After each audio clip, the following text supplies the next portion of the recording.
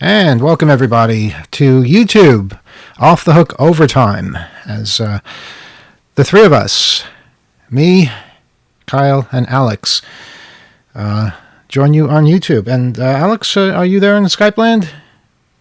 I am indeed. And I'm here. You're monitoring to make sure we actually make it onto YouTube, right? And it's not just YouTube; it's channel 2600. Channel 2600 on YouTube. Yeah. That's the elite portion of YouTube. The best channel there is. It doesn't suck. All right, I can confirm that we're on. I was hearing myself. Why am I hearing myself? Do you hear that? Yeah, it's pretty loud. Okay, that must be you, Alex. That must be you. You asked him to test it. Yeah, but I didn't ask him to keep reverbing, did I? That was us reverbing. I didn't hear anything. I don't know. You guys might be hearing things. Yeah, we might be hearing things. This is what makes us think we're crazy. Yeah. Wow. So another news. Karina was really interesting. That was so cool. One of the best conversations I think we've had in a long time. And, you never realize there are these people out there that are just doing amazing work. And this, tracking down oligarchs, I can't think of anything more important right now. I got to say, the last 2 weeks of our shows, last week we had Emma Bestone from Distributed Denial of Secrets. This week we had, Karina Shadrovsky from the Organized Crime and Corruption Reporting Project, tracking Russian assets around the world for years doing this. I mean, these are some seriously badass women that we've had on the show over the last 2 weeks, and I am just so chuffed to see the role that women are playing in information security and cybersecurity and whistleblowing, and actively, affirmatively tracking Russian assets like this. I mean, it's really absolutely incredible, and I think I think we're in Women's History Month right now too, right? So I feel like these are two women from these last 2 weeks that really embody that. They're the personification of it because they are making history. And I'm proud that we were able to document that in some small measure over the last 2 weeks. Yeah, it's incredible, the things that are being accomplished, and it's just it goes to show the power of the individual and just everybody pulling together. Especially in a moment where there's just this confluence of so much stuff going on and making sense of it, figuring out how to respond in a crisis, a real crisis around the world, but with the skill and acumen, just real talent here. So it was just incredible conversations we've been having amidst all of this incredible, crazy, and wild news. Yeah. So if there's an oligarch in your neighborhood, tell people about it. You can you can help. You can be a part of this whole Justice League, I guess, is what we are forming here. OCCRP.org, Organized Crime and Corruption Reporting Project. And all the information being pulled together is having an effect, a huge effect, just like everybody fighting against an invasion is having a huge effect. It's unbelievable. I really didn't expect things to be going, well, it's horrible to say this well for the Ukrainians because it's a horrible situation that they're in. Their cities are being destroyed. So many people having their lives lost or destroyed in one way or another. But they still have their country and they are actually winning the battle at the moment anyway. Question is, what does Russia do next? I guess we'll have to keep paying attention, and we're doing that. We're watching all different sources of media, reading all kinds of reports, seeing how certain people react, and the whole thing it's fascinating and horrible at the same time. And having these discussions. Yeah. With listeners out there, reading your letters at oth@2600.com. That's right. It's all part of it because we're building consensus and elevating consciousness one step at a time with this kind of back and forth, and it's how we kind of hash out and process what we've witnessed collectively and what kinds of ideas we have for it going forward. It helps. It does help to have these conversations.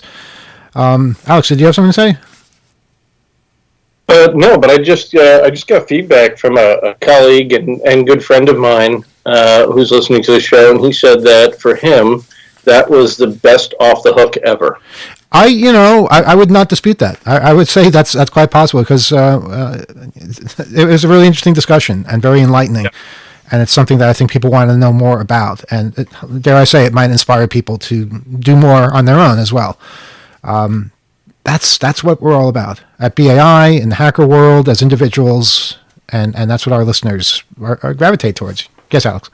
Yeah, one thing that we didn't touch on during Off the Hook, and I think we should touch on it now, is that when you're dealing with Russians, you're dealing with people who have been known to take out their adversaries in particularly horrific ways, in public ways. You look at what happened to Litvinenko in central London and the Millennium Hotel.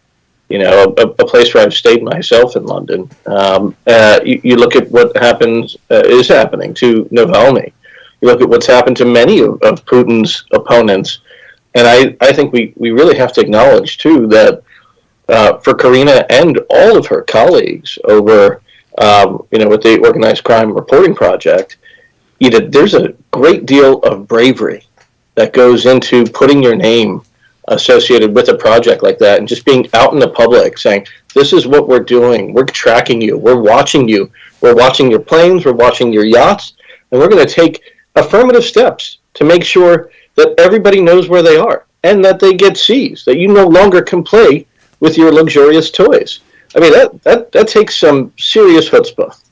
And it's also interesting that not being able to play with your toys is the strategy of fighting back in this particular case. I think it's ingenious because that sort of that speaks to all of it. Because when rich people can't play with their toys, that's when they get really upset, and that's when they want to change whoever it is that pulls their strings.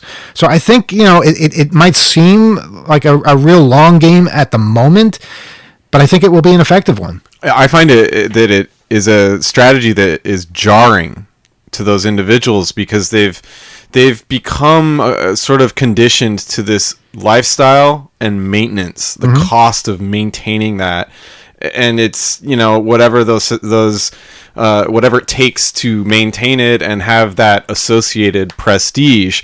But I will say there's nothing that billionaires hate more than fake billionaires. Oh yeah. So true. It's not just the regular people that have been angered. It's the other people who feel their ill-got gains are valid or more valid.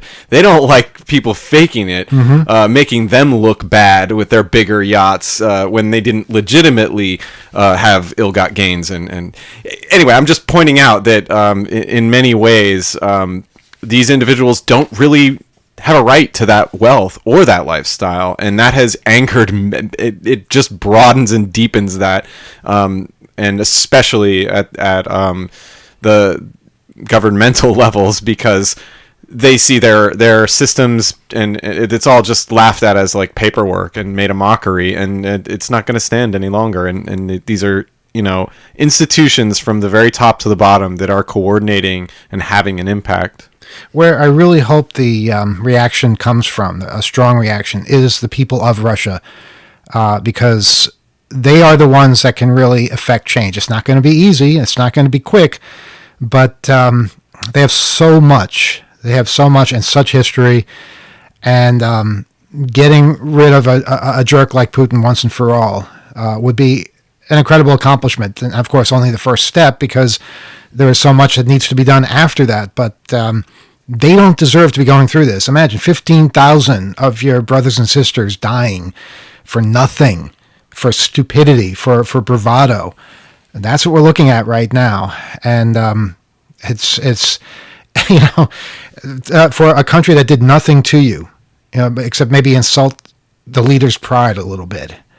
It's disgusting. It's so horrible. To say nothing of brainwashing your own people into fighting for your unjust cause. And that brainwashing continues. I mean, people still are quoting Russia Today talking points. We see it ourselves.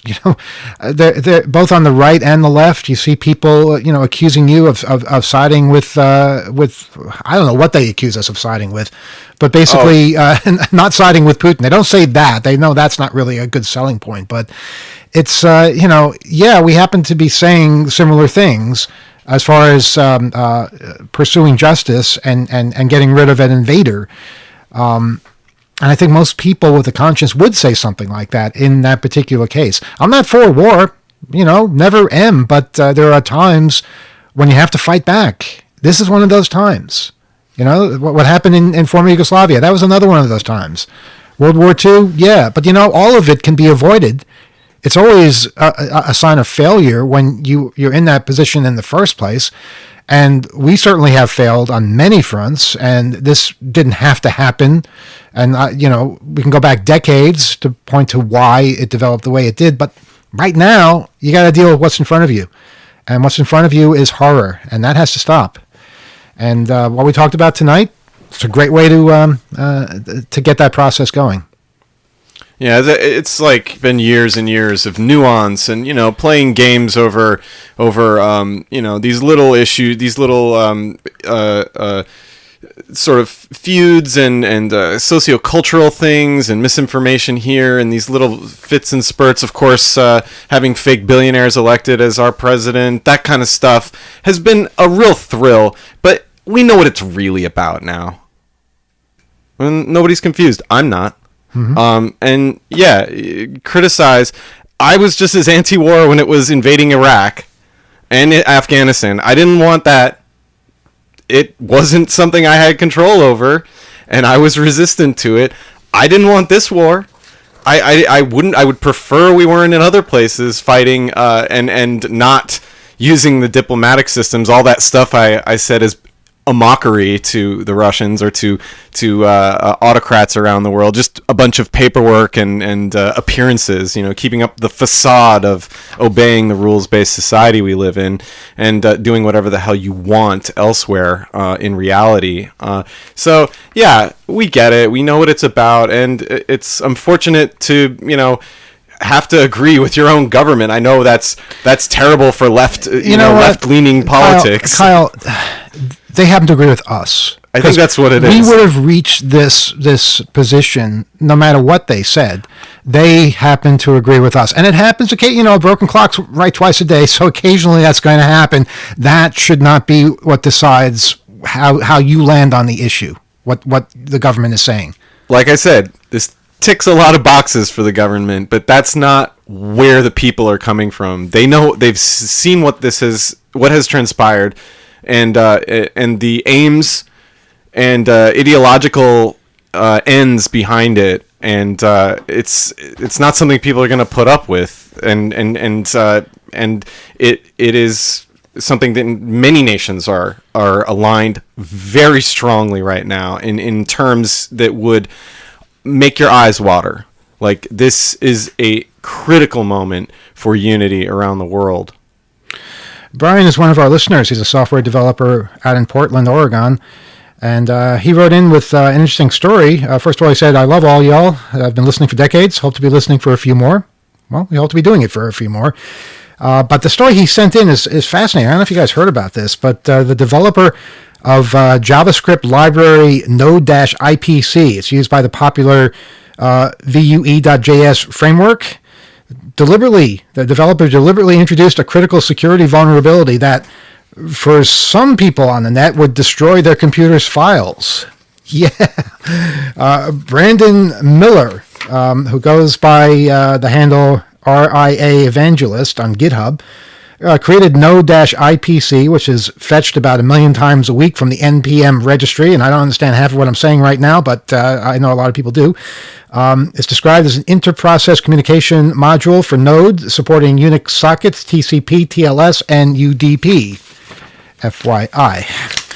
It appears Miller intentionally changed his code to overwrite the host system's data, then changed the code to display a message calling for world peace as a protest against Russia's invasion of Ukraine. GitHub on Wednesday declared this a critical vulnerability, tracked as CVE-2022-23812.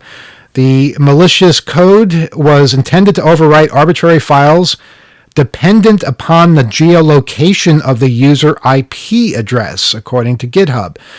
Between March 7th and March 8th, versions 10.1.1 and 10.1.2 of the library were released. When imported as a dependency and run by a project, These checked if the host machine had an IP address in Russia or Belarus, and if so, overwrote every file it could with a heart symbol. Version 10.1.3 was released soon after without this destructive functionality. 10.1.1 and 10.1.2 were removed from the NPM registry. Version 11 was then published, and the following week, version 9.2.2 both brought in a new package by Miller called Peace Not War, which creates files with love from America.txt in users' desktop and OneDrive folders. This text file is supposed to contain a message from the developer stating, among other things, supposedly contains this, war is not the answer no matter how bad it is, though some folks reported the file was empty. And that's because they had no soul. But regardless, whenever node-ipc versions 11 or 9.2.2 are used as a dependency by another project, they bring in Peace Not War and run it, leaving files on people's computers. Version 9.2.2 has disappeared from the NPM registry along with the destructive 10.1.x versions. Vue.js, for one, brought in node-ipc 9.2.2 while it was available, as 9.x is considered a stable branch, meaning there was a period in which some Vue developers may have had .txt files show up unexpectedly. In other words, I welcome other words. Not too many people fetched the destructive version, as big apps and frameworks will have used the stable branch, which for a short period dropped text files. Anyone using bleeding edge versions may have had their files vanished or found manifestos saved to their computers, which is exactly what will happen to you in Russia. You'll vanish, or you'll have manifestos thrown in your face. So consider it just a little, warning there. Miller has defended his Peace Not War module on GitHub, saying, "This is all public, documented, licensed, and open source." I'm not sure if that's the right defense for this, but I admire the sentiment and the passion. Glad he's thought it through, and the fact that you don't mind that you're throwing a hand grenade at yourself in some ways. But okay. Earlier, there were more than 20 issues flagged against node-ipc about its bad behavior, and just now plenty more over on Peace Not War. Some of the comments referred to Miller's creation as protestware. Protestware, yeah. Others might call it malware. The programmer was not available for comment. But boy, I like that.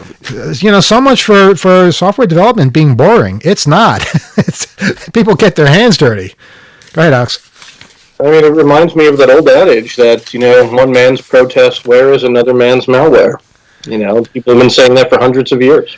Well, I like also this idea that we're familiar with in the cryptography world, that software is speech in some ways. This is a way of doing that. I'd love to see more of this phenomena. It's speech and it's a Molotov cocktail. It can be both. Yeah.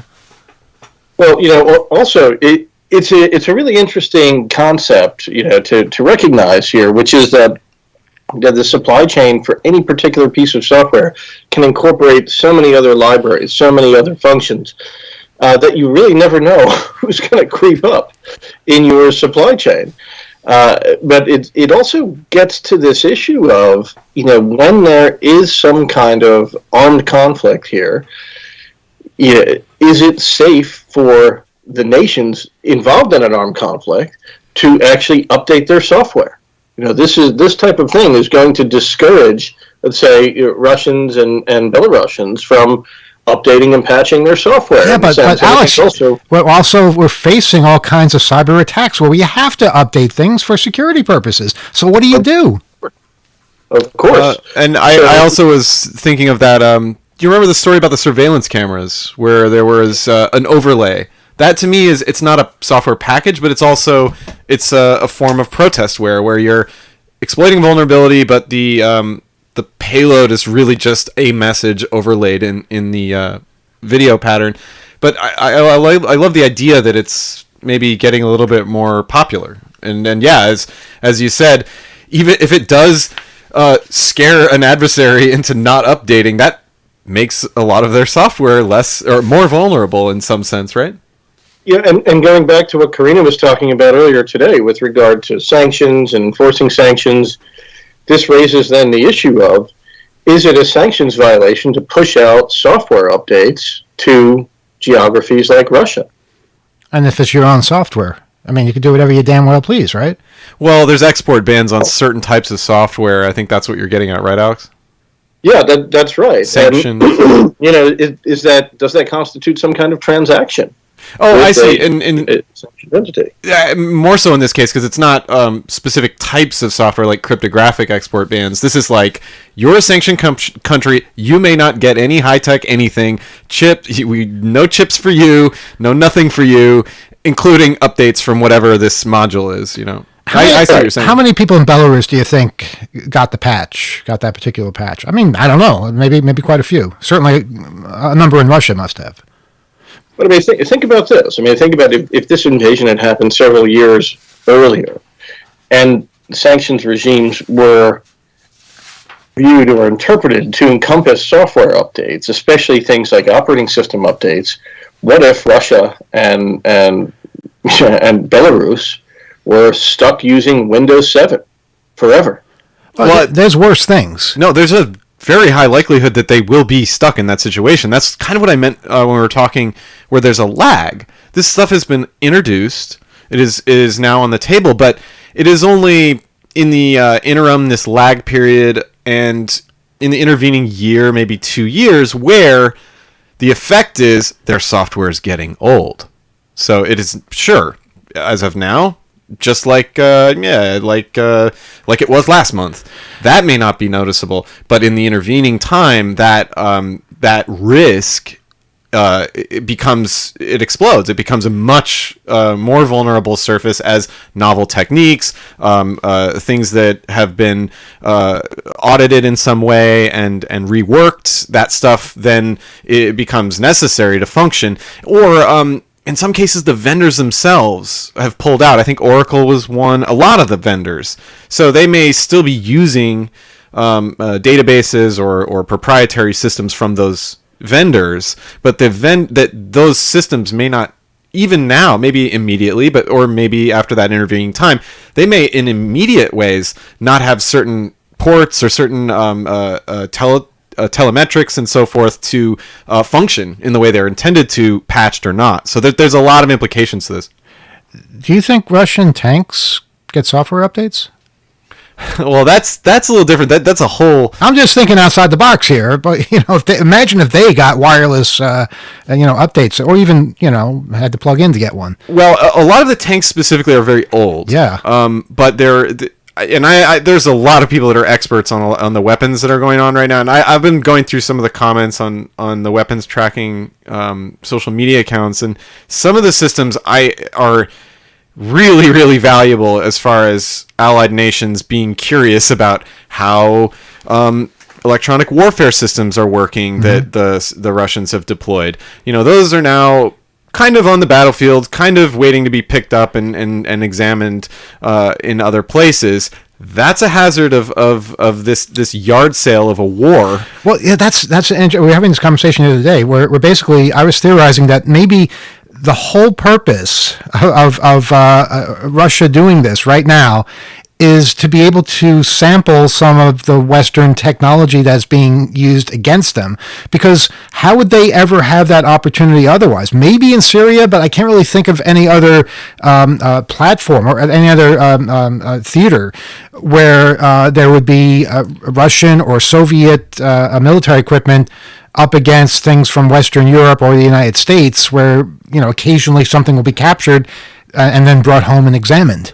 It is so true. You're absolutely right, and that is both ways. Mm-hmm. Both sides are very interested. If you want to look at this without the human element at all, and you just say this is military-industrial complex, going at it with a sort of a real war game, but really just getting all the old stuff out, blowing up all the stuff that's going to expire anyway, getting all those expired MREs, whatever, digested or not, out of the storage and onto the battlefield in this fine display we've all witnessed. But it is also a prime reason that NATO and allied nations are only going to deploy ground weapons, maybe these sort of more advanced javelins that maybe they can be disabled or otherwise kind of wiped remotely, or maybe there's aspects of the newer stuff that they don't really mind getting out there, or it's known enough that if someone takes it apart, it's like it's already old enough that we're going to develop something more advanced. There's probably a lot of different things that are thought through with that, but it's also the reason why it is that you have to make a decision as to, like, okay, do you want the latest and greatest American weapons or allied NATO nations systems that could fall into hands? It's just as risky as putting like an American battalion or a NATO troops in direct proximity. They don't belong there in the first place. Their equipment could become blowback that is used in subsequent conflicts, and it's a real calculation and consideration in this particular case. Alex, we have a phone call, but go ahead and we'll get to the phone call after you. I was literally going to say, I thought we were taking phone calls during the Well, we didn't get out the phone number. Somehow we have a phone call, even though we didn't get out the phone number. But the phone number is 802-321-4225, 802-321-HACK. Good evening. You're on Off the Hook Overtime. Greetings, it's Kirby from Etobicoke. Oh, hey. It's up in Canada, right? Yeah, what a difference a couple of weeks makes, eh? Yeah, you don't have those angry convoy drivers. We do now. I suppose they've driven to the Ukrainian border to fight the people that are threatening their freedom. Yeah, that's a real freedom convoy. These guys, I don't think they have the stomach for that. But no, what we have is a bunch of angry truck drivers driving around the Beltway in Washington, D.C. It's a road that basically goes around Washington, D.C. in a circle. They won't go into the city. They believe the city somehow is a foreign country. I don't know what that means. But they just keep driving around. They get frustrated at the traffic because there's always traffic on the Beltway. And I guess they thought they were going to bring the traffic, but they didn't realize the traffic was already there. I listen to them on the radio, and I hear them talking amongst themselves, but they don't really seem to be accomplishing anything. Yeah, I know. I hear you. So how's everybody doing? Oh, we're getting by. We're doing okay. Working on a bunch of stuff and trying not to go too crazy watching the news. Yeah, I know. I got my ticket to the convention, and awesome! You're coming. Yeah, we're gonna fly down there. Excellent. And I've been talking to Mitch. I might get involved with some of the event. That'd be great. Yeah, we encourage everybody to get as involved as you possibly can. Because that's more fun than anything. Attending is great, but actually participating and helping to build and create and just try out new ideas. We're in a brand new space. We have all this acreage where we can play with. And it's basically our first get together in 4 years, so it's really going to be a magical environment. And for me, it's not that big of a deal. Like, we have an international airport, which is about 25 minutes away, and then we have a downtown airport. Oh wow! And both of them have an airplane. I mean, it's faster than me going, across town. It's about an hour. Wow! So I mean, you can just fly and land in either. I guess maybe not LaGuardia, but Kennedy. And which one does the downtown airport flies to? Not the main airport to Newark. Is that right? Yeah, Newark. Yeah, Newark's a little further away, but JFK is right down the road. The way they put it is you got to take an Uber here or you got to take an Uber there. Yeah, if you do Uber or Lyft, it's really simple as far as just getting from one place to another. But we have buses too. Well, anyways, I'm looking forward to it, and the reason I do mention it is because I was emailing, and Mitch emailed me back, and I just figured, the more people get involved, the better. Mm-hmm. Absolutely. It's so crucial. I really don't think this is going to be a room full of people watching somebody. I think it's going to be a room full of people doing things. Yes. A few rooms of people doing things. Exactly.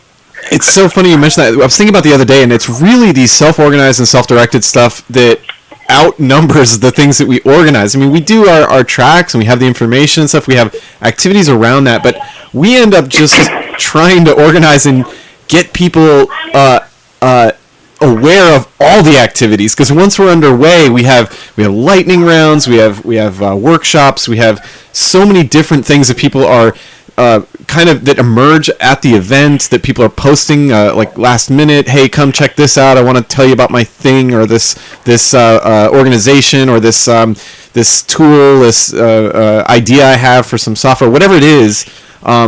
We're really just trying to get people aware of it once the things are underway, because so much is going on at Hope. Yeah, and basically we'll be able to do things we weren't able to do at previous conferences. You can assign rooms to various projects, and that'll be their room for the weekend. And people can come and go and participate in all these different activities in addition to the talks and just the overall atmosphere.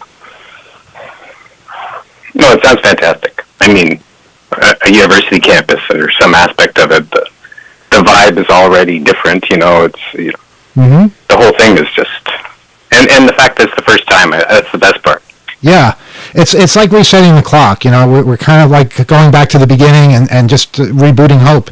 And it's going to be cool, but it's going to be very, very different. And we're sad that the hotel is being demolished. We fought like hell to prevent that from happening. Multiple times. Even after we left the hotel, because we left because they just jacked up their prices. But then it just sort of rebounded on them, and COVID hit, and then their owners got super greedy, and now it's going to turn into this sterile office tower, and it's going to be awful. Alex, did you have something there? You guys would have been 105. You guys would have been 105 fighting for the hotel. Absolutely. Why not? Every last breath. Somebody's got to. Go ahead, Alex. Well, no, but the thing is, though, I think now the opportunities outweigh the legacy. Oh, yeah. Well, not the legacy, but the history, let's say. Mm-hmm. Because I'm very sentimental. I'm very sentimental with physical things, with objects, with artifacts. Right. As you know from the past, I work in museums and stuff, and sometimes I go down to the museum and volunteer with a meteorite just to see visitors and to show them something and say, how old do you think this is? And they say, well, no, it's 4.5 billion years old, Wow. What, you want to touch it? And it's just like that object creates this, it bridges that gap between concept and reality. When you said visitors, I thought you meant the meteorite. Oh, that too. That's a certain, it's synchronicity there. It kind of... For sure. We feel the same way about the hotel, but it is this idea, Hope as an idea that we're bringing with us, and also the people, that idea and the individuals that make up our attendees and volunteers and so forth, and speakers. That's also a maddening, I guess, variety and amount of support and that history that's coming with us to this new space. So we're as kind of upset or broken up about it, but it's this new possibility, this new hope that I think it's going to get us over that quickly and realize these new memories we're going to make. Alex, I know you've been trying to say something for a while. Go ahead. Well, two things. Now I want to say not just one thing, but two things. Actually, by the way, speaking of meteorites, I don't know if you know, but my wedding band is actually made of meteorite with the Wittgenstein pattern on it, and it's encased in palladium. So really, kind of neat and very unique wedding band that I have. But wow, you just took a meteorite. What's for the anniversary? Dinosaur bones? No, we use those in the car. Yeah. What the hell was I going to say? Oh yeah, about Hotel Pennsylvania. So as many people know, I like to cycle to my office when I go into the office, and I had a problem with my bike and the axle in the back over the last couple of days, and I had to get fixed. So I was walking in, and I made the deliberate choice to walk past Hotel Pennsylvania as I was heading up. And the demolition has started. The whole thing is fenced off now. There's porta potties lined up. You can only see into the lobby through this fence. And if you go down 33rd Street, heading east from 7th Avenue, you will see that every few minutes people are coming out the side of the hotel with these massive dumpsters. What I guess our British colleagues would call skiffs. and it's just tons of rubbish that they're throwing out now. So the hotel is being emptied out. It is actively being demolished. It was really sad to see that twice in one day. You're saying the structure itself is being demolished, not just what's inside. Well, not the structure itself yet. Okay. Not the structure itself yet. I think they have to gut it beginning first. They have to gut it first. They have to get all the like drywall, all the fixtures and wood panels, anything like that. Then once it's just like this superstructure, then they'll implode it or wrecking ball it or both. Real tragedy. Really sad. Yeah, I find in Toronto there's been a lot of that too. Obviously, like we had this explosive growth where, there's an announcement that a building was going to be torn down. It's like down in 3 days, kind of thing. Like, Wow. They'll probably leave. And then they're like, "Oh yeah, we'll pay the fee. We'll pay the fine, right? We'll pay the $400,000 or whatever because they're going to build an 80-story skyscraper there or something." Yeah, they'll probably keep like one wall standing for tax, historic. No, status. we're gonna get a plaque. We're gonna get a plaque, I hear, for the It will have a plaque? The whole history of the hotel will be summed up in a plaque on a wall that's probably inside an office building that you won't be allowed in. They'll remove just enough to keep it somewhat historic, and then the rest will just be brand new and like skyrights into outer space. I guess. Yeah, So. it's sad, but you know what? Okay, we're moving on. I hope. Sorry to interrupt you. Yeah, go ahead. Very important. Very important. Mm-hmm. I promised that I would give a shout out to Oddball. Okay. She's been in virtual school for 2 years, and she's doing a really great job. And hello, and we love you. Awesome.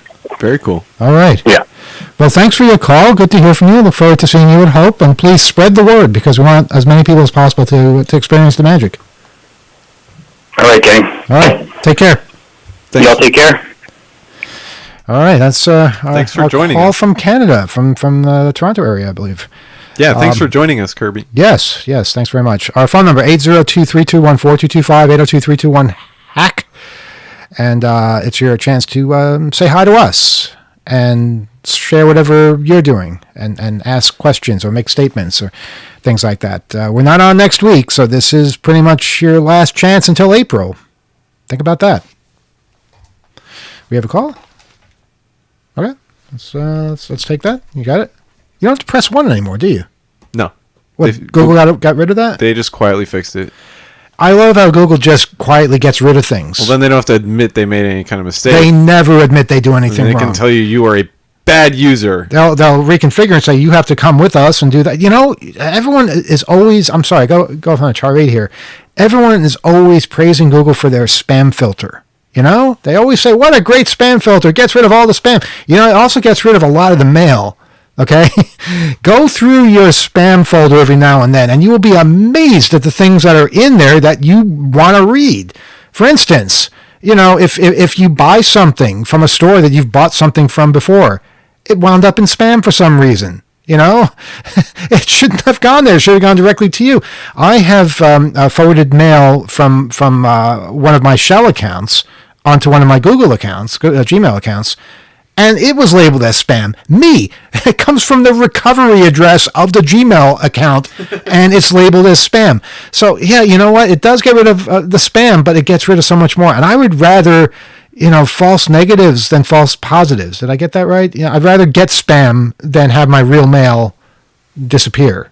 Because you are still that last layer of filter.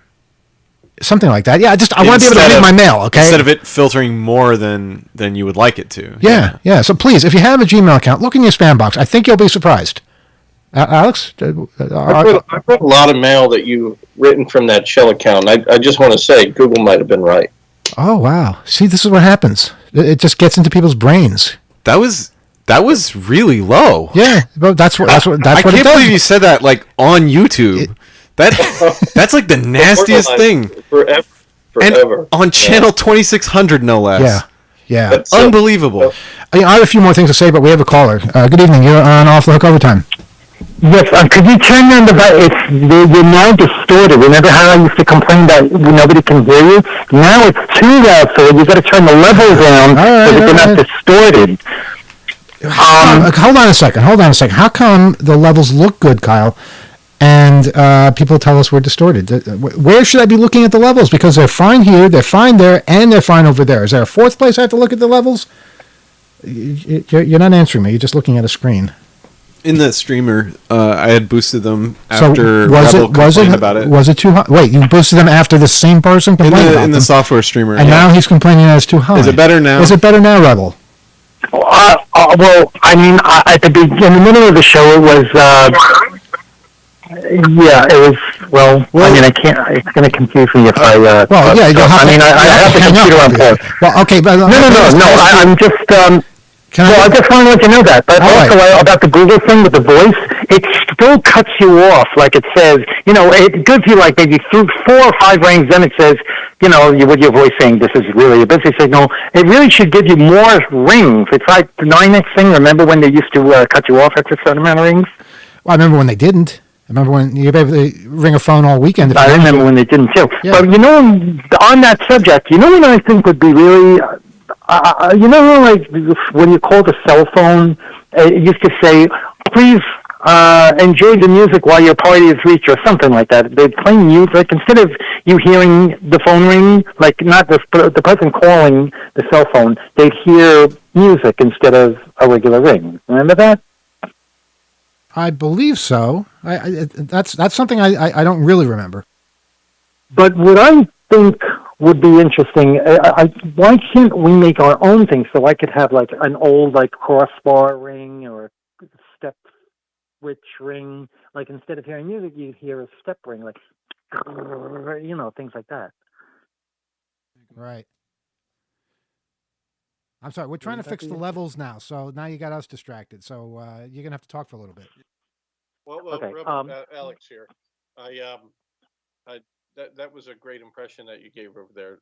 I still think that we were really onto something last week when the suggestion arose. I don't recall from whom it came, but that we dedicate an entire hour, 45 minutes or so, to you, doing your impressions of various rings and switches. I think you've got such an incredible repertoire. We'd love to hear more of this. Okay, of course I'll be at the Hope Conference, and I live right like a couple of miles away, so it's going to be convenient for me to get there. Yeah, I mean, what other impressions can you get? Can you do? I mean, I have tapes. Remember, I have tapes from like years ago that when you used to call when you used to call long distance, like like on a crossbar, and the crossbar that I was on, when you after you dial the last digit, it would go.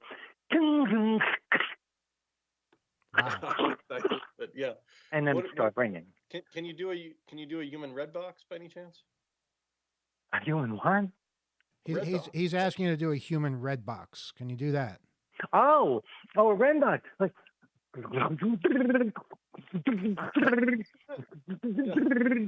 Can you imagine someone just tuning in now? What? You're so good at that. Yeah, you really. Rebel, can you whistle 2600? Actually, no. I wish I could. Okay, no, not everybody can. Not everybody can. Admitting what you can't do, that's a strength. We can't all be Kevin Mitnick, No, you can't. You can't do. So, Rebel, you're from Queens, right? Yeah. You must be thrilled that Hope is in your backyard now. Yeah, it's going to be really easy for me to get there, and I'll, do things, and I really hope there's going to be old computers there. Well, if there are people that we'll talk to the vintage computer people. I imagine they'll be there, and we can set up a whole big thing. Like terminals and things like that, like old, like maybe we could set up a network, bring not really a mainframe, but like a couple of like text terminals or like text like data entry terminals. Someone can wheel in a UNIVAC, why not? Actually, no, you don't even need that. You need a Raspberry Pi or something. You hook it up to the internet or something. I don't know. Oh, wow. That's that and the UNIVAC, those two things together. But we'll be bringing in our phone booth and our phone van and all that kind of thing. And I imagine a lot of other people. Phone booth? You have a phone booth? We have a 1950s phone booth, yes. It's been a while, hasn't it? 1950s or 60s? No, how about the 1970s or 60s or 70s? Well, you'll be disappointed. This is from the 1950s, rotary dial, and it works. Oh, and what about the coin first? Remember the coin first phone where you had to put the dime in before you get the dial tone? This would be one of those. It doesn't ding, like on television with the bell, but it's it's close. Also, I'd like to talk about scam calls. I've been getting, of course I know, all the tricks that people, the people call from like different phone numbers from around the country, different area codes and different numbers. Right. And they even call from like my number, like they'll call from 917 number that's, and then the same exchange, but it's, not, it's somebody with an Indian voice saying, would you like Medicare? Would you like to do this? Or I'm from the Student Loan Forgiveness Center. Of course, I don't have a student loan. Okay. But then when you try and call the number, you don't get anything. Yeah, and what's happening there is caller ID is being spoofed and basically replaced with a number from your exchange to make you pick up thinking it's a neighbor, but it's actually somebody from anywhere. Yeah, but how do people in overseas make phone calls? Don't they have to pay for these phones, or are they just using voice over IP? Of course, they're using voice over IP. Why would they not use that? It's we talk to people all around the world and don't pay a penny for it. So everyone is using the system to do that, and they figured out a way to spoof caller ID. So wait, is there a way I can call a number in other countries and not have to? Using voice over. Because Google Voice doesn't work. You're not. The Google Voice doesn't really doesn't any phone calls. Maybe you used to be able to make phone calls on Google. Right. There are ways. I don't at the moment know them because I don't make that many phone calls overseas, but I know people are able to do it.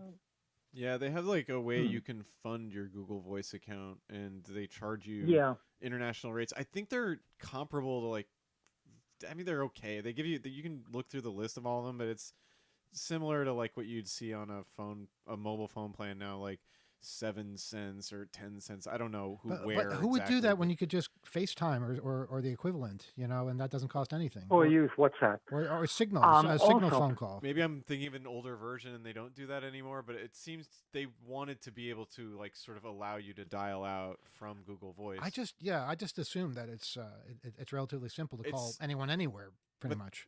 That's using a plain system. When I had a number of one of the scam calls, what I did was I made a video actually, and I on my cell phone I could do like conference calling, like I could put one person on hold and then call again, and then put them on hold and conference them in, and then take those two people and then conference another one in. I've done this, and they were like talking to each other and. Well, that's good. That's fun. Would you like me to demonstrate? I could call them Lord. now. You know what? We're running out of time, Rebel. This is our last week for 2 weeks, so we'll let our imagination carry us there. Any other thoughts for us though before we open up to another call? Not really. Let's see. So so it'd be interesting to have a ring on your cell phone that sounds like that you can make yourself instead of. Yeah. Absolutely. I've got some I'm working on my phone, my handset from that I'd used previously that we talked about. Some of those interval signals. Interval signals are great. Those are fun, but yeah, it's too complicated. It should be easier to compose and to customize. Certainly with ringtones. Yeah. I'm having trouble with ringtones on I use Signal. For some reason, Alex, whenever you message me on Signal, I'm supposed to get a certain tone, but you just get a little beep. And I don't know why that is, because I assign one ringtone to any Signal call that I get or a Signal message. But for some reason, it doesn't apply to Alex. I don't know why that is. Have you done that twice and it doesn't seem to retain it? It retains it for most people. That's weird. Yeah. I've never sent you a message on Signal. That's not me. And if it takes me a long time to respond, it's because you just have a little beep and it's hardly audible. All right. But everybody else has like a symphony orchestra that I hear no matter where I am, and I quickly answer them. So it's not personal. It's just for some reason, the Signal doesn't like you. I don't know. Wait, now how does the Signal work? I never heard of it. Can you? Signal is just basically a way of sending secure text messages and occasionally making phone calls. It's encrypted. And it's an app. It's like WhatsApp. It's like WhatsApp. It's better than that. It's a messaging app that runs on top of your phone's OS and sort of interacts with your messaging and stuff, but also puts this sort of end-to-end encryption on top of it so that you can trust that your messages are not being intercepted. Yeah, you can have a desktop client as well. You can do things like set messages to expire where they'll disappear after a certain amount of time, or you can archive them. You can, it doesn't cost anything to call somebody. That's why I say if you're in a different part of the world, it should be easy to call somebody if they have a Signal account. Now, Signal account, do you have to give them your phone number? You have to link your phone number with it? It does just for the SMS specific functionalities. I believe you do not necessarily need a phone number to communicate with somebody if they're on Signal. Is that true? Or actually, I think you need some kind of number to have an account, whether desktop or mobile. Well, you need a phone. Yeah, because you're using the phone system. So no, you need a phone number of some sort that you have access to. I don't know, Alex, you might know more about this, but you don't need phone service to use it in the way we're talking about, right, Alex? I think that's correct. I think you can use a phone that's just connected to the internet to do this. Like, could you use a Google Voice number for Signal? And that I don't know about. That I haven't tried. You know what I'm saying? Yeah. Like not an actual. Sure. Well, the idea is to give as little information to any of these companies as you possibly can and still be able to use their services. I'm sure you could do it with a SIM, like a prepaid number. Uh-huh. So all the same, maybe on a different handset or you have a dual SIM handset, something like that. There's a lot of possibilities for what you give this program. But I think this would handy. be a good workshop at Hope for people to just figure out ways of doing this. Yeah, what's your favorite end-to-end software program, or what kinds of ways and cool ways are people using these things? Because it's one thing to have the capability and stuff, but what kinds of things? How are you making it work for you? We're always interested in that. So it's a good question. Is there a way to make, like, on my PC? I have my earphones here. I have my headphones, which I could plug in, and has the microphone for my cell phone. But I could also plug it into my PC because it has an earphone jack.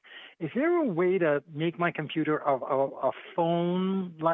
Make phone calls from my computer? Is there like any app or program or something? Is that what this? A fax modem? No, not or fax a modem, software but I mean, modem or something that you could dial from your computer, right? I mean, those are capable of interacting with phone lines, but I don't know. There's probably sort of unified communications tools, or what I think you're describing is like a software phone that would dial out from your PC, right? I mean, these are kind of like what Google Voice does or used to do, right? Yeah, I mean, getting one that's customizable, that's not a part of one of those services, you might not have as much luck. A lot of the emphasis for developing that, as I was sort of throwing out unified communications, a lot of that went into voice over IP. People getting SIP, direct dial, whatever, DIDs, I don't know what the terms are. Also something I haven't set up and explored myself. But a lot of that customization was stuff people wanted, running their own PBX or switching, using FreeSwitch or some of the other packages out there. Because it allowed that machine to both be a PBX, but also you could program it with a IP phone and use it to dial out with whatever phone lines or VoIP system you have. Rebel, it's been delightful conversing, and we look forward to talking to you again in the near future. Okay. All right, take care. All right, open up for one more phone call because we've been on almost an hour on overtime. 802-321-4225. Can I bitch about something? Because this has been bugging me last week or so. Yes. We're talking about services and not giving out personal information as much as you can and having to do without, as the oligarchs are learning. I've been kicked off of Facebook. You know this? Yeah, for no reason. No reason at all. The only reason is that apparently I'm a target, or that's how they described it. They say I have an account that could be targeted by hackers. So they basically said, you have to have this particular protection on your account, something called Facebook Protect. It's like the mob coming in and saying, you need protection from us, otherwise something bad could happen.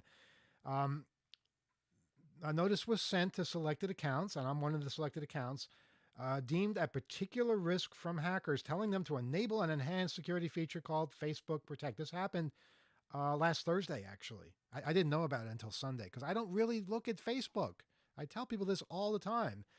And the thing is, sometimes I like to see what somebody's up to, or I also use it to tie into Facebook Messenger because that allows my old Trillion application to be able to get instant messaging, just like the days of AIM. But none of that works if I can't log into Facebook. All right. So anyway, I was given a few choices on what I could do. Problem is, it doesn't work. And people are complaining about this. There was a story in a few newspapers. New York Post is the one I'm looking at right now.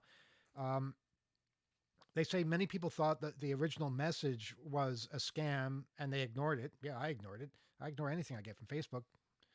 This came from security at facebookmail.com. It just didn't seem very legitimate. After the deadline of March 17th passed, users were told they had to switch on Facebook Protect to get in. But those who went ahead with it claim the setup system is broken. I'm claiming the same thing. They're still locked out. Yeah, I can't get into my damn account. The authentication tools, such as a text message to prove that it's you, are not working. One user said, I got locked out from Facebook indefinitely today because I didn't respond to emails from Facebook that looked like a scam about its new Facebook Protect system, which I was required to enable by today. So far, the text and security key options don't work. Someone else complained on Twitter saying the Facebook Protect thing is so annoying because it's not letting me turn it on, and I need Facebook for work, so I'm really hoping Facebook fixes the stupid code. As of today, they have not done that. They haven't fixed it. It's super annoying. So I'm not being annoying by not responding to people. I'm sorry. I can't get in. And I don't know how much I really care about this.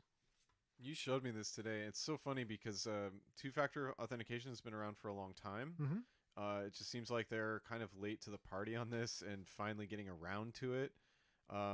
They might have had it before. I don't know. I didn't use it because I didn't really care that much. I think they're I would say they're ramping up their efforts. You're right. It is probably more the case that they have had this for quite some time. It just had not been adopted because no one really took securing their Facebook account as seriously, which is probably healthy. You shouldn't be so sort of dependent on it. But at the same time, now they're saying, okay, yeah, we really want to know that these accounts we've identified are secured in this way, and we're going to encourage you by making it sort of required. So in this way, though, you showed me exactly how this worked, and I don't know, it is so simple in many other web-based service providers. Mm-hmm. You click something, you choose what you want. We went through it, picked an authenticator, as we've done in other situations, setting up this kind of authentication. And it basically accepted the authenticator and went forward. Should have worked. Only to a certain point, though. Mm-hmm. It was set up with that. And then as soon as it wanted to sort of take you away from that setup for the authenticator, you're right back at the, hey, you need to have Facebook Protect I got page. the 6-digit code that changes once a minute, and I entered that code, and they said, whoops, something went wrong. We don't know what it is. We're working on fixing it. And I imagine that's the same message that's been spewed out for the last week. So, I might be able to get around this just by having them SMS me on an actual phone number. Facebook doesn't have any of my phone numbers, and I don't want them to have any of my phone numbers, and I'm not going to give them any more personal information. So we're kind of at a standoff here. I think this is kind of a phishing attempt on Facebook's part to get more information from me, and they're not getting it, not like that. So other options are what I'm going to be using until, I give up on them entirely. Alex, do you have anything to contribute? Coincidentally, there was a proposal last week from something called FIDO, the Fast Identity Online Alliance. They published a white paper outlining their proposed web authentication changes that would do away with passwords entirely. Just, done with the password. And, a lot of people are not so sure about all of this. But it's an interesting proposal, and a lot of people have been talking about this over the past week. That this FIDO alliance may be onto something, and we may finally see passwords become a thing of the past. Okay, but you're not going to see stupidity become something of the past. So as long as humans are involved somewhere, it's always going to be a security hole. Yeah, even if it's the next, like the solution, the next thing that we got to do, migrating from whatever's not working now itself will be a challenge. But it's certainly a hopeful development. I haven't heard nearly enough about that either. So it's good that there's some sort of possibilities there. Let's take this phone call. Good evening. You're on Off the Hook Overtime. Yeah, the world's running out of IP addresses, and banks still give out 4-digit passcodes. I don't think we're getting off the passwords anytime soon. Greetings from a guy who's no longer in the Beijing Olympic bubble. Oh wow, it's our friend who was in Beijing for the Olympics, and oh wow, that was such a fascinating series of calls from you. Oh yeah, it's been great, and I got to say I've been listening since I've been back. I'm back a month as of today. And you guys have been rocking it with the last couple of weeks of radio. Have just been some of the best radio I've heard in a long, long time. Well, thank you. That means a lot to us. We really appreciate the sentiment. Thank you. We were working really hard to keep things going, keep interesting stuff and discussion going, and technical stuff intact here. So appreciate the comment. So how's it been since you got your back? coverage on. Go ahead. I'm sorry. How's it been since you got back? It's been good. I've taken it really easy. At home as long as I could, but I'm back on the road. I'm doing some compliance work. But the Beijing story really became the Ukraine story. Mm-hmm. The flight pass that I took out of China was over Russia. That's no longer an option into France. Spent my last night before coming home in Paris and watching the coverage there. I left Europe a day and a half before there was war in Europe again. Wow. And it was just really, it really kind of mind-blowing. Uh-huh. Watching it covered in a different language, but understanding along with what's going on. Yeah. How Europe was seeing this, and then looking at the coverage at home. I was at an international hotel in Paris, and I was able to watch news coverage from all over the world, including Russia, while I was there. It's really just watching the difference in coverage across the world on all of these subjects. It's just amazing. Were there any that stood out in particular? I imagine you probably had access to Russia Today, which you probably wouldn't be able to get access to now, I don't think. Yeah, I don't. Well, I know they suspended their operations in the U.S. on their own a couple weeks ago, but they did have an international channel. But I have no idea. I doubt you could still get them in Paris. Yeah, I did have it. It was just Russia Today was talking about the military operation. Everybody else really seemed to be focusing on it. France had decided just a couple days beforehand that the U.S. intelligence was right. They're going in. Russia's definitely got all intentions on going in. Watching their coverage, the thing that shocked me the most is that Vladimir Putin would have his name spelled differently in French. It's Poutine, as if you're getting a dish in Canada. Really? Are you sure they weren't cool. they weren't just making a joke on the network? Or? I don't think they were. It was across all the different coverages. And then I decided to get away from the news and go look at the Eiffel Tower because it's going to be a while before I get back to Europe. Yeah, no, that was a good move. Definitely, that was a good idea. Yeah, I drank some wine. It was good. No, Paris is amazing. I miss it so much. And I really can't wait to go back. Spellings of names, Zelensky, I see sometimes with one Y, sometimes with two Ys. It differs depending on where you're watching or how much research the people do. Yeah. So while we were in Beijing, one of the reporters our agency had with us was not a sports reporter. He's an international reporter. And a few days into this whole Ukraine situation, he started talking about maybe having to leave early and go there. His original intention was to stay a little bit after the Olympics, get out of the bubble and, go about the city as long as the visa was good. But the world changed on him, and he's now he made it through the Olympics, but he's now on he's on the front lines. Really, he's been in Poland, he's been into the Ukraine areas, he's been outside of Belarus. It's just amazing to hear the places this guy's covering. So now he was a reporter, or he wasn't a reporter? Oh no, he's a reporter. He's not a sports reporter. He's not a sports reporter. Okay, what was it? His idea to go there, or was he assigned to that area? It was kind of mutually agreed upon situation. You know, the agencies. It's a very loose thing. You know, they're either full assigned, or they're freelancers, or they're dedicated freelancers. But international reporters are all over the place, and there's a ton for agencies all over the West that are right up involved in this whole thing, covering it from the inside, getting out, using satellite phones to communicate back, using satellite internet because services are disrupted there. Right. We've been asked to, if we still had some of the burner phone SIM cards that we could send forward, because they'd really like to use them there because our international plans are in short supply out there. Interesting. Wow. Now you've been traveling quite a bit, and you've been able to working in the media yourself, but also watching the media. Is there any particular outlet that you think did a particularly good job as far as coverage of this?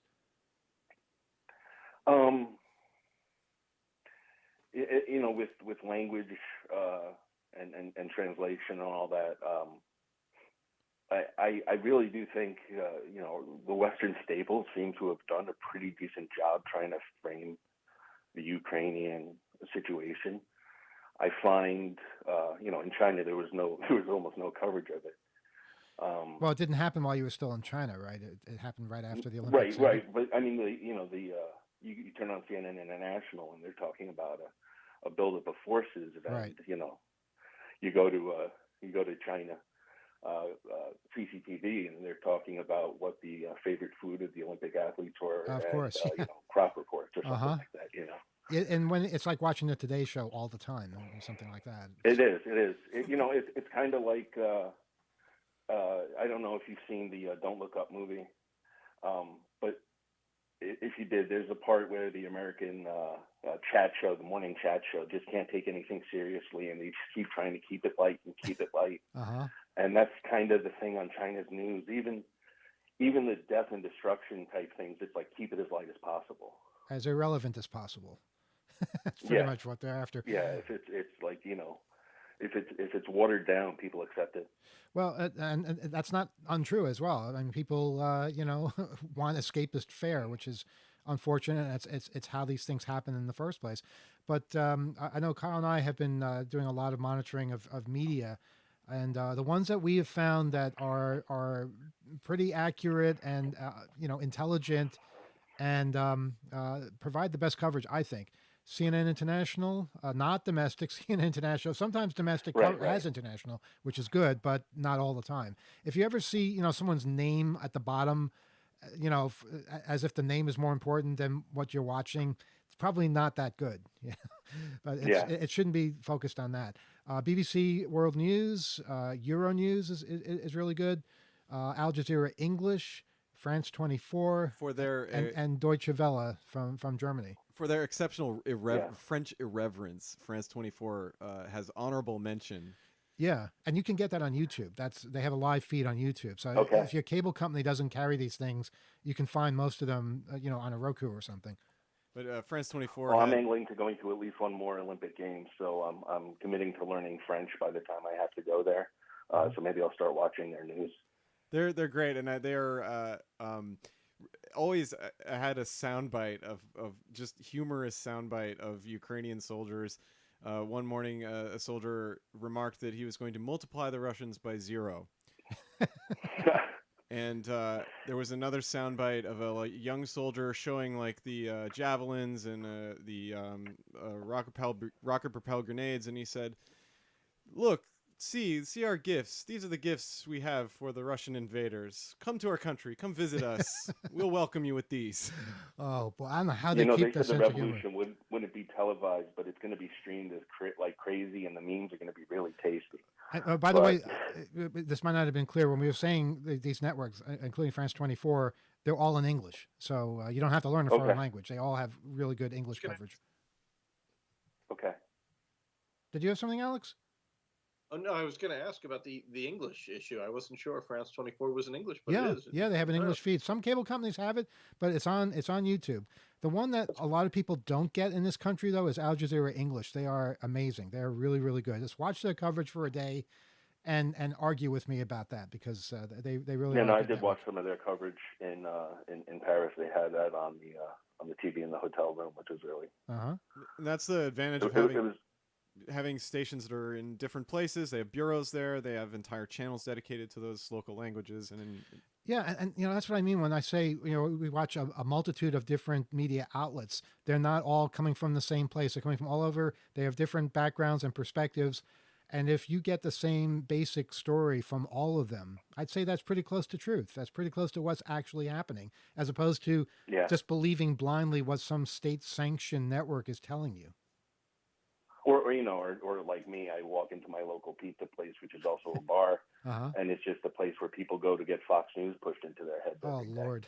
So I stopped going there because I just can't. I can't be bothered. Yeah, with it. that's a statement. You have to express yourself somehow, and I wouldn't go anywhere that has that kind of propaganda just being pumped out all the time. Alex? Yep. It seems so unfortunate, caller, that they have Fox News playing. It sounds like it should be an otherwise really fun place. I mean, a pizza and a bar together sounds great. Yeah, it's funny. It's alcohol and anger go together. So yeah, Sure does seem that way. But there are worse. Fox News is bad, but there's OAN and there's Newsmax. Oh, absolutely.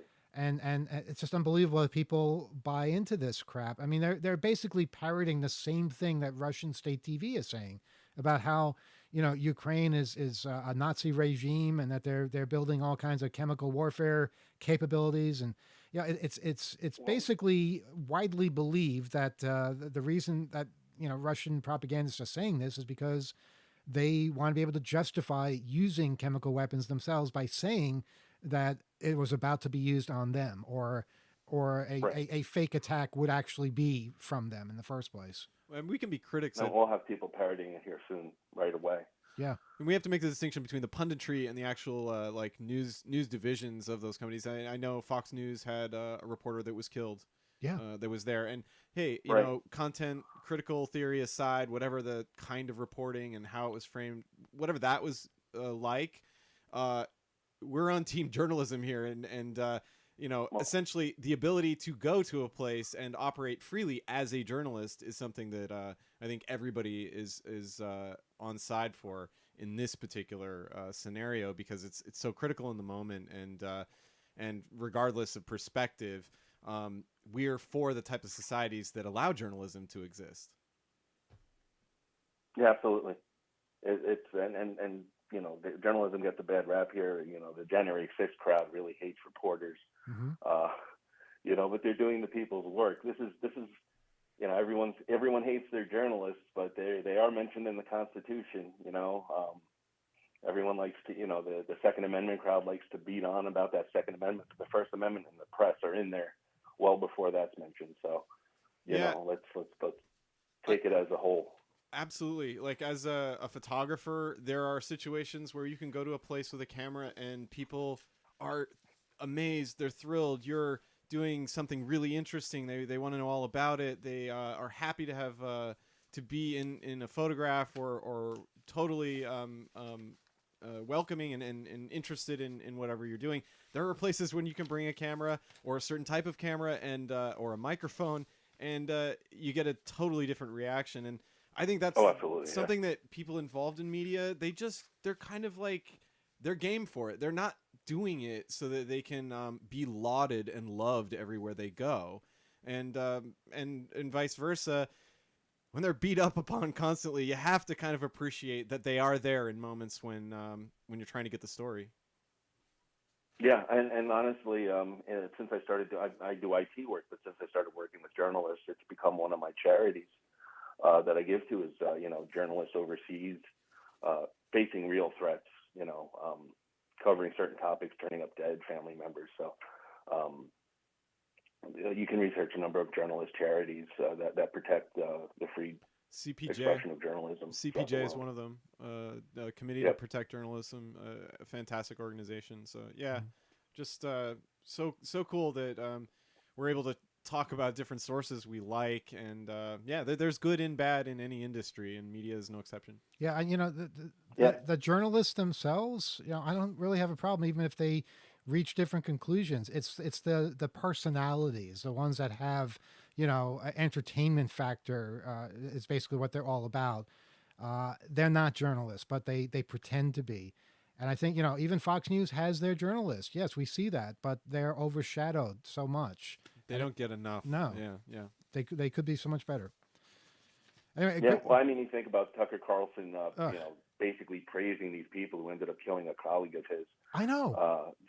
It's disgusting. It really is. It really is. Yeah, you have to nurture, you have to grow your investigative and your talent pool in the realm of reporting, not grow your personalities and brands and all of this stuff that's really commercial, and it's not actually in the spirit of the type of reporting that people expect in an institution like that. Anyway, a really great. Well, I wonder if that type of reporting exists after this going forward. I mean, are we turning out new journalists on a big enough number to cover the news in the future? Mm-hmm. It seems like we have shortages everywhere, and that's if you were to look and talk to your guidance counselor, they're going to tell you not to go into journalism. There's no money there. Of course, and it just really makes me I'm terrified for the future of what this looks like. Well, also on this current trajectory. Think about what we're seeing right now. I think journalism is really getting a boost as far as what they're bringing to the table, and I hope that inspires a lot of people to actually get involved in this. The individuals in the industry themselves finding purpose is important as being supported and as a career path and so on. And I know when I was studying, it was either journalism or PR, and we have a lot more PR and probably too much PR right now. Mm-hmm. So I think that there has to be. It starts with the local papers. You got to have these like venture funds that are buying them all up. You have to stop that and flipping publications. They don't have the interests of reporting and independence and the spirit. They just are looking for a quick buck and move on to something else. It's predatory and it's wrong, and that's what happens when you disintegrate those local bureaus. It becomes consolidated and almost irreversible in some situations. And this streaming and social aspect that we're seeing in this war coverage is new. I don't know that it can replace it, but it's certainly augmenting what is missing. I'm hoping that we're at a stage where we start to realize the value of true journalism, newspapers, radio, television, the people who go out there and report the stories, and not try and make every blogger the same thing as every Walter Cronkite. There's a world of difference, and I hope that we start to remember that. Anyway, listen, really great hearing from you again. Welcome back. Any closing thoughts that you have for us? No, I think I'm halfway through an article I'll have to send to you if you want to print it. Oh, please, I haven't written anything in forever. Uh-huh. And I'm gonna try to get away from the family and hit a 2600 meeting next week. So awesome. We'll see. All right. Well, best of luck on both of those endeavors. Thanks for listening and chatting with us. Yes. Good to have you out there. Take care. We'll talk to you again. Yeah. And that's going to do it for calls tonight because we're it's 19 after 9. It's time for our drink, right? Yeah, we need to bust a bottle of something out. But wait, somebody mentioned the Second Amendment. I just want to close with this. Turns out the National Rifle Association, those people who imagine that they are in favor of the Second Amendment when in actuality all they do is distort it. The NRA has confirmed it was the subject of a ransomware attack that took place last October. That's according to a report from Gizmodo. The attack brought the NRA's network down for 2 weeks. Yeah, in a filing to the Federal Election Commission, the organization's Political Action Committee explains the NRA experienced a ransomware attack on October 20th, 2021, that brought its network offline for 2 weeks. Since the NRA wasn't able to access email or network files until the second week of November, the NRA failed to report nearly $2,500 worth of donations, which was the reason for the file. That seems a little low, doesn't it? That they were down for 2 weeks and they only got $2,500 worth of donations in that period of time. Was that to help them? I don't understand. Last year, a Russian cyber criminals group that goes by the name of Grief took credit for allegedly hacking the NRA and posting what appeared to be stolen documents on the dark web. You see, this shows you that there are good people in Russia. There's hacking going on all over the place, but, the bad guys are always taken down by somebody. Grief, which is said to be associated with well-known Russia-based hacking group Evil Corp, our old friends, threatened to release more documents if their payment threshold wasn't met. Yeah, I'm not a big fan of ransomware, but I'm a big fan of making the NRA pay however you can. So more power to them. Nobody knows, though, if the NRA ever actually did pay up, but they're pretty much going down in flames one way or another. And that's a little tie-in to the Second Amendment, to Russia, to hackers. It's tied up in a neat bow there. What do you think, Alex?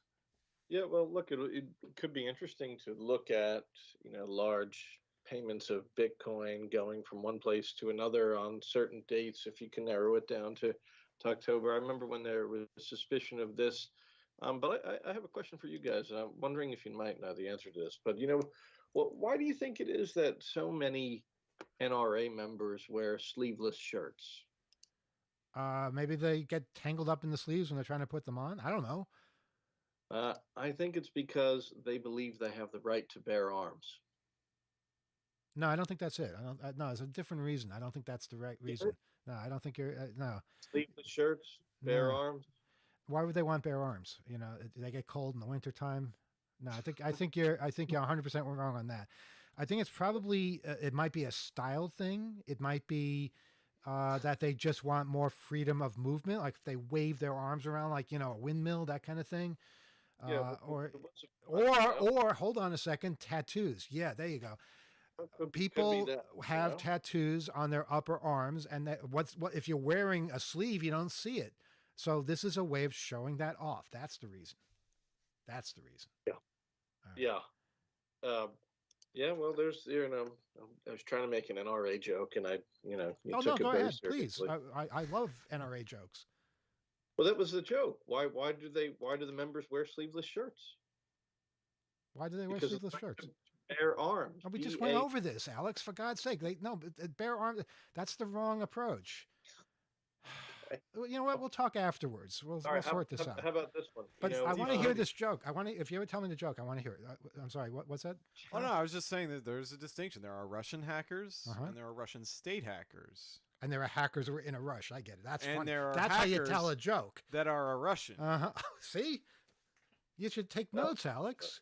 I think we should just take another phone call. We're done with phone calls. We've disconnected the phone. The phone has been unplugged. Silly after hours jokes time.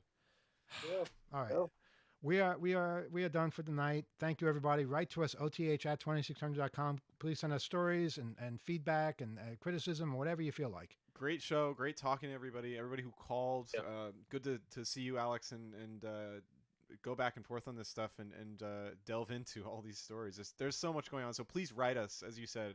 And all the listeners have next Wednesday off, so do something fun. You're not obligated to us anymore. You can go outside and do something different, or find some sanctioned seized assets somewhere. There you go. That is a good thing to do. All of the tools, all of the information is out there. You just have to go get it. And we'll talk about Dead Horse Bay more next week over in Brooklyn. Yeah, whatever that was all about. Alex, I have to ask you, and this is unprofessional to do this on the air, but I have to ask you to let us know when we're out, because the person who usually does that is not here this week.